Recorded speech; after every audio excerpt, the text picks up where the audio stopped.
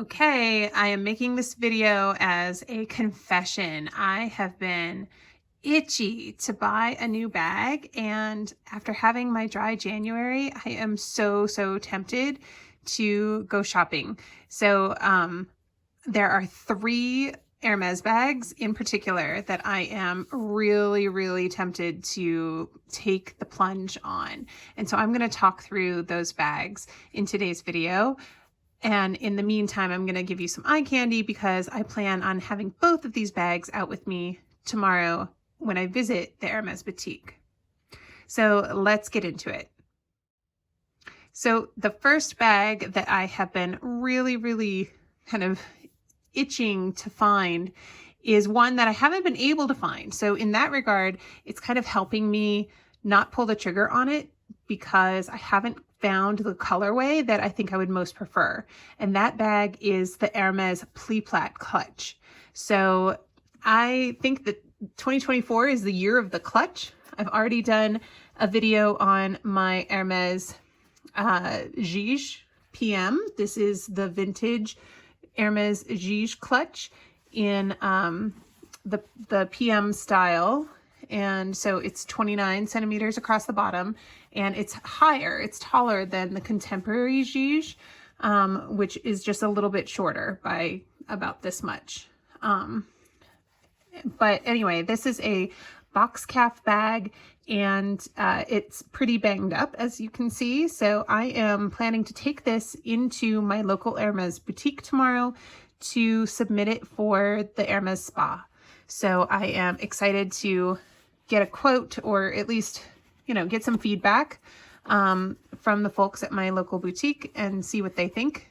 And yeah, so while I have this one out of commission, I was thinking if I wanted to be reaching for a luxury clutch, that the Pliplat clutch would be a great alternative. I know that Jessie Style has a Pliplat clutch in green, in malachite, I believe, and that one is like stunning. That's truly like my dream combination.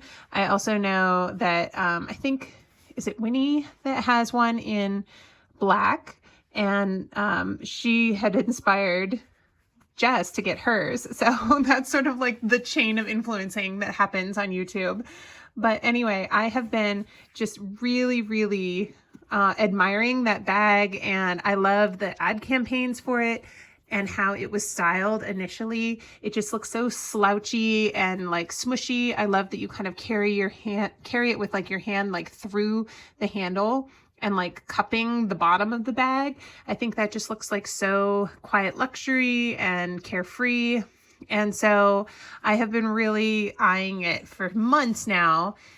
And something about like the end of my dry January and, kind of getting on into the year and getting my finances in order, all of that has been making me feel very grateful, but also very itchy to do some shopping.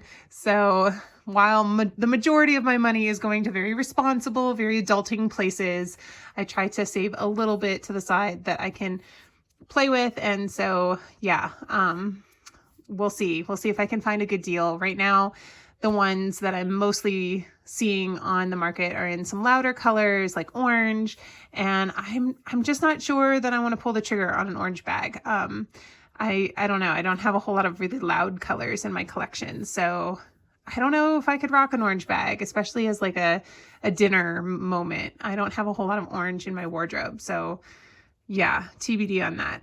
But anyway, the next bag that I'm really tempted by is the bolide. And specifically, I would love to get a bolide in a larger slouchy leather, like a Clemence.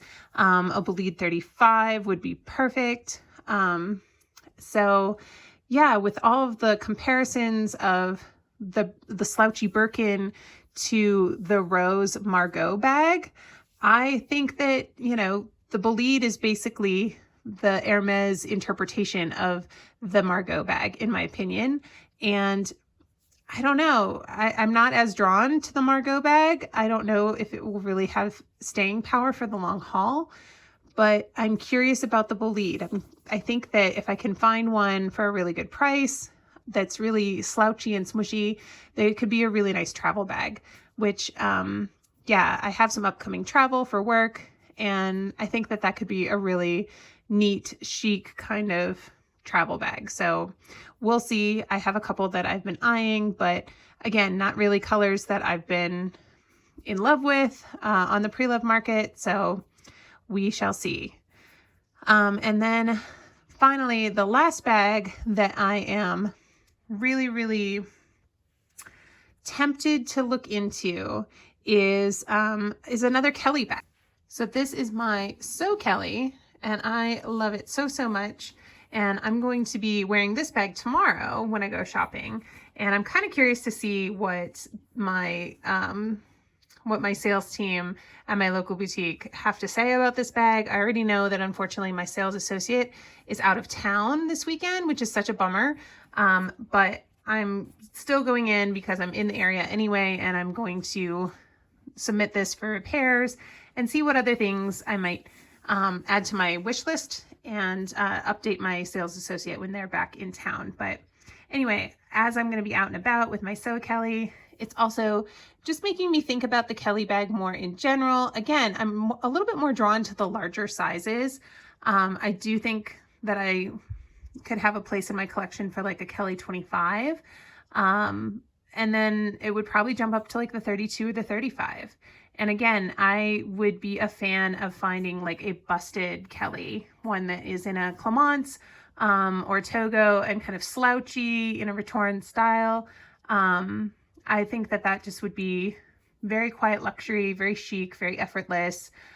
Something that I could put my computer in would be a huge bonus.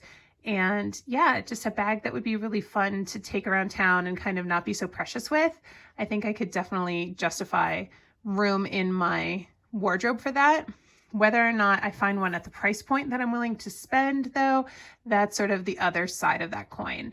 I think for right now, at this place in the year, if I want to scratch my shopping itch, I'm much more locked into the price point of like a pre-loved clutch or a bolide or something like that. So that's what I'm thinking about. But yeah, it's hard to resist the temptation to just sort of scroll YouTube late at night. So instead of doing that, I'm coming on here and I'm telling you about it. So hopefully you can all kind of hold me accountable a little bit to not just go crazy and buy every bag that crosses my brain. I think what I would like to do is maybe do an unreasonable luxury wish list for 2024 as just sort of a fun, silly video, and add up all of the things that if I had a bunch of money to just spend on luxury, what would I buy? Because yeah, that would be super fun. And there are several things that are completely unrealistic to purchase, but that I would love to own. So thank you all for sticking around in this video. If you are new, please think about subscribing, hit that red button down below. Would love to have you back. If you're one of my subscribers, thank you so, so much for being here and listening and supporting my channel. I really do appreciate you from the bottom of my heart. And, you know, I hope that wherever you are, you're feeling confident about making smart, fun, and functional luxury purchases and things that fit your real life and not your fantasy life. So wherever you are in the world today, I hope you're having a great day. Do something to help yourself smile, and I will see you in my next one. Bye.